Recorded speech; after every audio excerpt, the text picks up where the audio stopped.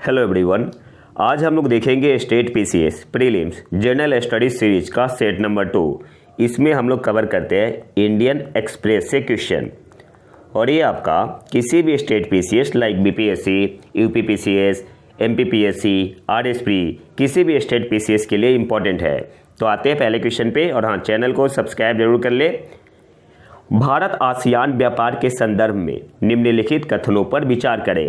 पहला आपका क्या है? भारत आसियान व्यापार समझौते पर 2019 में हस्ताक्षर किए गए थे।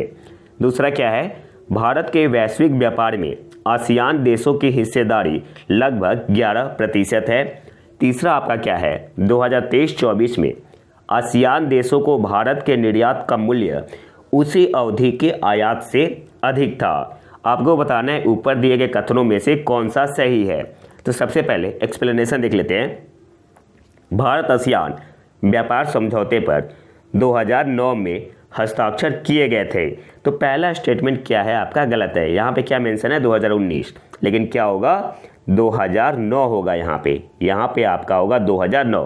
तो पहला गलत हो गया। दूसरा क्या है? भारत के वैश्विक व्यापार में आसियान देशों की हिस्सेदारी लगभग 11% है। आसियान भारत के लिए एक महत्वपूर्ण व्यापारिक भागीदार बना हुआ है, जिसका भारत के वैश्विक वाणिज्य में लगभग 11% हिस्सा है। तो आपका जो सेकंड स्टेटमेंट है वो आपका सही है। तो सेकंड आपका क्या है? सही है। सेकंड आपका सही है। तीसरे के लिए आते हैं। 2023-24 में आसियान को भारत का निर्यात कितना था? $41.2 बिलियन था, जबकि आयात कितना था? $80 बिलियन। मतलब आयात अधिक था। तो आपका जो तीसरा स्टेटमेंट है वो गलत है। तो तीसरा आपका क्या हुआ? यहाँ पे गलत हो गया। क्या मेंशन है? 2023-24 में आसियान देशों को भारत के निर्यात का मूल्य उसी अवधि के आयात से अधिक था, जो कि गलत है। यहाँ पे होगा कम था। तो आपका तीसरा भी गलत हो गया। तो कौन सा सही है? ओनली 2। कौन से ऑप्शन में है? तो ऑप्शन बी आपका यहाँ पे सही आंसर होगा, 2 ओनली। अगले क्वेश्चन पे आते हैं। आईने अकबरी के संदर्भ में निम्नलिखित कथनों पर विचार करें। पहला आपका क्या है? इसमें खेती सुनिश्चित करने के लिए राज्य द्वारा की गई व्यवस्थाओं को दर्ज किया गया। तो पहला आपका सही है। दूसरा क्या है? आईने अकबरी का उद्देश्य अकबर के साम्राज्य का एक दृष्टिकोण प्रस्तुत करना था, जिसमें एक शक्तिशाली शासक वर्ग द्वारा सामाजिक सद्भाव प्रदान किया गया था। तो दूसरा भी आपका सही है। तीसरा क्या है? आईने अकबरी में उत्तरी भारत में फसलों की सूची में तंबाकू का उल्लेख नहीं है। तो तीसरा भी आपका सही है। पूछ क्या रहा है? ऊपर दिए गए कथनों में से कितने सही है? तो ऑप्शन सी आपका यहाँ पे सही आंसर होगा, ऑल 3। थोड़ा एक्सप्लेनेशन देख लेते हैं। आईने अकबरी किसने लिखा? अबुल फजल ने लिखा है। इस कार्य ने कृषि को सुरक्षित करने, राज्य एजेंसियों द्वारा कर संग्रह की अनुमति देने और राज्य और ग्रामीण मैग्नेट जमींदारों के बीच संबंधों को नियंत्रित करने के लिए राज्य की संरचनाओं को व्यवस्थित रूप से प्रलेखित किया। तो पहला इसलिए आपका सही है। इसका मुख्य लक्ष्य अकबर के साम्राज्य का एक दृष्टिकोण प्रस्तुत करना था, जिसमें एक शक्तिशाली शासक वर्ग द्वारा सामाजिक सद्भाव प्रदान किया गया था। इसलिए आपका सेकंड स्टेटमेंट भी सही है। और उत्तरी भारत की फसल की सूची में तंबाकू का उल्लेख नहीं है। तो आपका तीनों स्टेटमेंट यहाँ पे सही था। अगले क्वेश्चन पे आते हैं। स्क्वायर किलोमीटर एरे टेलीस्कोप के संदर्भ में निम्नलिखित कथनों पर विचार करें। जिसने मेरा करंट अफेयर देखा होगा आसानी से इसे सॉल्व कर सकता है। तो पहले स्टेटमेंट पे आते हैं। SKA यानी स्क्वायर किलोमीटर एरे हजारों रेडियो एंटीना का एक नेटवर्क है, जिसे एक एकल इकाई के रूप में कार्य करने के लिए डिजाइन किया गया है, जो इसे दुनिया का सबसे बड़ा रेडियो टेलीस्कोप बना देगा। तो पहला आपका सही है। दूसरा क्या है? यह दक्षिण अफ्रीका बेसिकली ये 2 देश में है। आपका ऑस्ट्रेलिया में है और साउथ अफ्रीका में है। तो दक्षिण अफ्रीका में एरे को SKA लो नाम दिया गया है, जबकि ऑस्ट्रेलिया में एरे को SKA मिड कहा जाता है। ये गलत है। तो जो आपका ये टेलीस्कोप है SKA टेलीस्कोप, तो जो दक्षिण अफ्रीका में है, साउथ अफ्रीका में है, उसे कहा जाता है SKA मिड, और जो ऑस्ट्रेलिया में है उसे कहा जाता है SKA लो। तो सेकंड आपका गलत हो गया। तीसरा क्या है? यह सुविधा ब्रह्मांड की उत्पत्ति और आकाश गंगाओं के विकास का निरीक्षण करने के लिए है। तो तीसरा सही है। तो पूछ क्या रहा है, ऊपर दिए गए कथनों में से कितने सही है? तो पहला सही है और तीसरा सही है, मतलब 2 सही है। तो सही आंसर यहाँ पे क्या होगा? ऑप्शन बी आपका यहाँ पे सही आंसर होगा, 1/2। अब इसका एक्सप्लेनेशन देख लेते हैं। SKA square kilometre array is a network of thousands of radio antenna, जिसमें आपका 197 कहाँ पे है? साउथ अफ्रीका में, याद रखना है। और मोर देन 1.3 लाख ये आपका ऑस्ट्रेलिया में है। तो पहला आपका सही है। दूसरा क्या है? साउथ अफ्रीका में जो है इसे क्या कहा जाता है? SKA मिड, ठीक है। और ऑस्ट्रेलिया में जो है इसे कहा जाता है SKA लो, इसलिए आपका सेकेंड स्टेटमेंट गलत था। और तीसरा भी आपका सही है। तो कितने स्टेटमेंट सही थे? 2। अगले क्वेश्चन पे आते हैं। निम्नलिखित पेलोड पर विचार करें। पहला आपका है EOIR, electro optical infrared payload. दूसरा आपका है global navigation satellite system reflectometry payload GNSS-R। तीसरा आपका है Janus 1 and Azaadi SAT 2 passenger satellite. और चौथा आपका है SIC UV डोजीमीटर। तो आपसे पूछ रहा है ऊपर दिए गए पेलोड में से कौन सा इसरो के नवीनतम पृथ्वी अवलोकन उपग्रह EOS 08 द्वारा लॉन्च किया गया था। तो जो EOS 08 लॉन्च किया गया था, किससे लॉन्च किया गया था? सबसे पहले तो आपको ये पता होना चाहिए। तो small satellite launch vehicle D3 से, SSLV D3 से। EOS का मतलब क्या हुआ? Earth observation satellite. और कौन कौन सा पेलोड गया था EOS 08 के साथ? तो electro optical infrared payload EOIR। दूसरा गया था global navigation satellite system reflectometry payload. और तीसरा गया था SIC UV डोजीमीटर। तो पहला गया था, दूसरा और चौथा। तो सही आंसर यहाँ पे क्या होगा? First, second and 4। Option D आपका यहाँ पे सही आंसर होगा।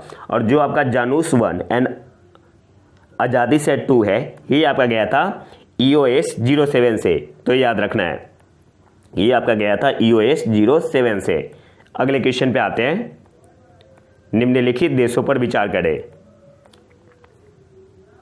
इराक, सऊदी अरब, रूस। सितंबर 2024 तक भारत द्वारा कच्चे तेल के आयात के संदर्भ में ऊपर दिए गए देशों का सही क्रम ऊपर से नीचे क्या है? तो भारत ने सबसे ज़्यादा तेल ऑर्डर किया था सबसे पहले, सबसे ज़्यादा रसिया से, फिर इराक से, फिर सऊदी अरब से। तो सही सीक्वेंस क्या होगा? 3, 1, 2। कौन से ऑप्शन में है?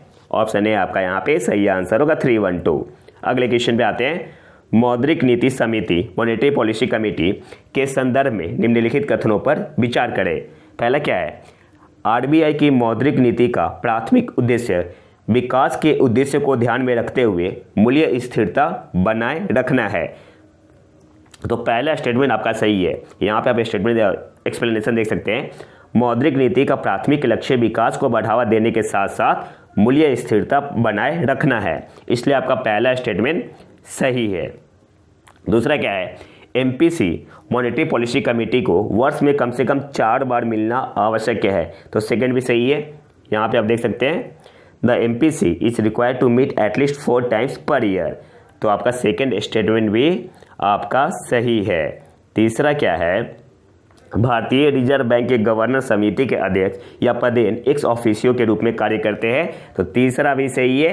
तो पूछ क्या रहा है कि ऊपर दिए गए कथनों में से कौन सा सही है? तो पहला भी सही है, दूसरा भी सही है और तीसरा भी सही है। ऑप्शन डी आपका यहाँ पे सही आंसर हो जाएगा। 1, 2 एंड 3 तीनों स्टेटमेंट आपका यहाँ पे सही है। अगले क्वेश्चन पे आते हैं। गोल्ड एक्सचेंज ट्रेडेड फंड के बारे में निम्नलिखित कथनों पर विचार करें। पहला क्या है? ये भौतिक सोने का प्रतिनिधित्व करने वाली इकाइयाँ है जो कागज या डीमेटेरियलाइज्ड दोनों रूपों में मौजूद है। These are units representing physical gold present both in paper या डीमेटेरियलाइज्ड फॉर्म। तो पहला आपका बिल्कुल सही है। दूसरा क्या है? एक गोल्ड ETF यूनिट 100 ग्राम सोने के बराबर है। 1 gold ETF unit is equal to 100 grams of gold. ये गलत है, ये आपका होता है 1 ग्राम सोने के बराबर, ठीक है। तीसरा क्या है? सेबी, तो सेकंड आपका गलत हो गया।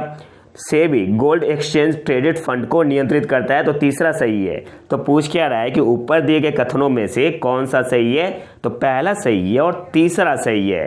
तो सही आंसर यहाँ पे क्या होगा, ऑप्शन डी आपका यहाँ पे सही आंसर होगा, 1 and 3 ओनली। एक्सप्लेनेशन देख लेते हैं।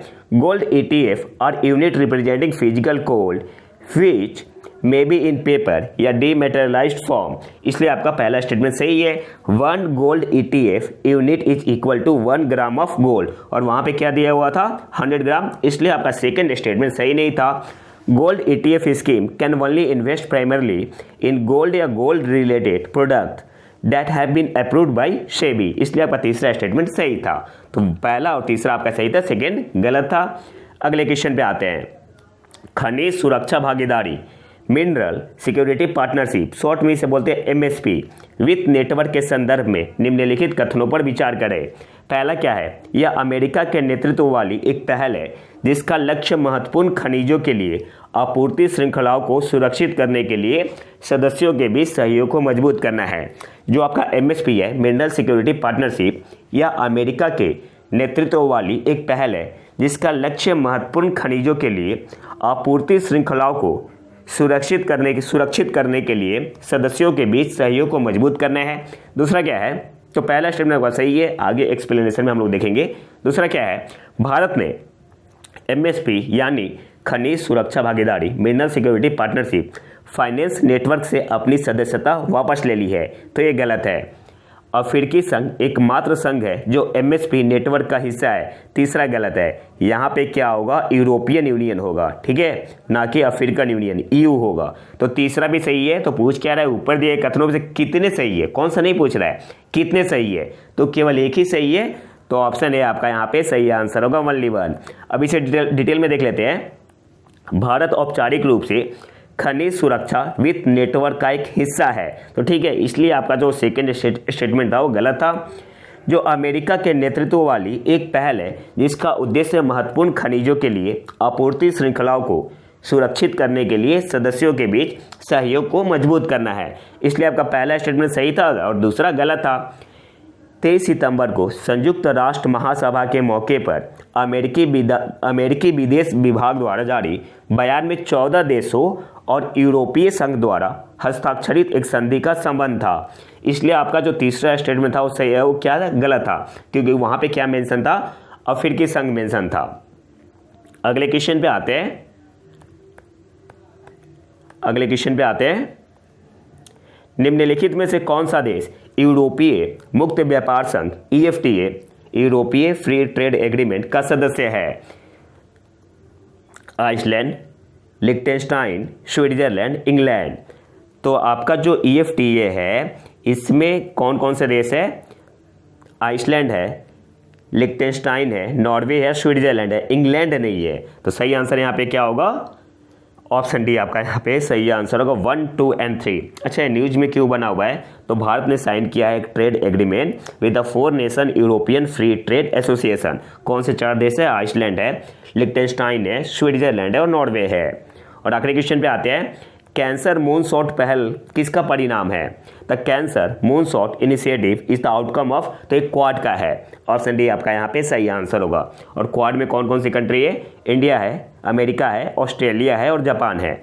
तो ये तो था हमारा आज का लेक्चर। अगर आपको इसका PDF चाहिए तो आप हमारे टेलीग्राम चैनल प्रतीक IQ करंट अफेयर को ज्वाइन कर सकते हैं। वहाँ पे आपको जनवरी 2024 से लेके सितंबर 2024 तक के करंट अफेयर का संकलन मिल जाएगा। और अगर वीडियो पसंद आए तो लाइक करें और चैनल को सब्सक्राइब जरूर कर ले। मिलते हैं नए वीडियो में नए टॉपिक के साथ, तब तक के लिए नमस्कार, जय हिंद।